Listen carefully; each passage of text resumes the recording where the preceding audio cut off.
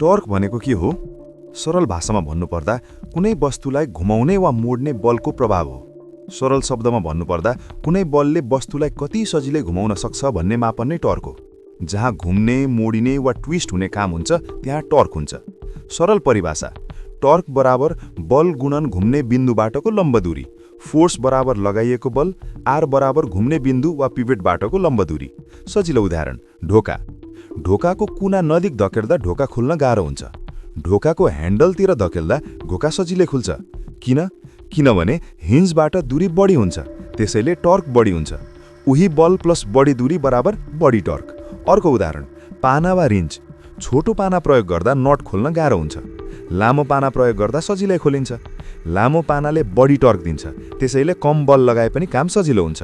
टर्कका दैनिक जीवनका प्रयोगहरू: ढोका खुल्दा हिन्जबाट टाढा बल लगाउँदा टर्क बढ्छ।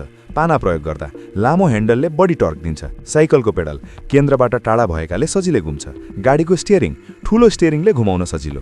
धाराको टुटी ह्यान्डलको लम्बाइले टर्क बढाउँछ। सिसअ दूरी बढी टर्क बढी। टर्कले काम सजिलो बनाउँछ। कम बलले काम गर्न सकिन्छ। दूरीको फाइदा लिन्छ। घुमाउने काम सजिलो बनाउँछ। बल बढाउनुको सट्टा घुम्ने बिन्दुबाट टाढा बल लगाइन्छ। याद राख्नुपर्ने मुख्य कुरा: दूरी बढी भनेको टर्क बढी। टर्कले वस्तु घुमाउन मद्दत गर्छ। दैनिक जीवनमा धेरै प्रयोग हुन्छ।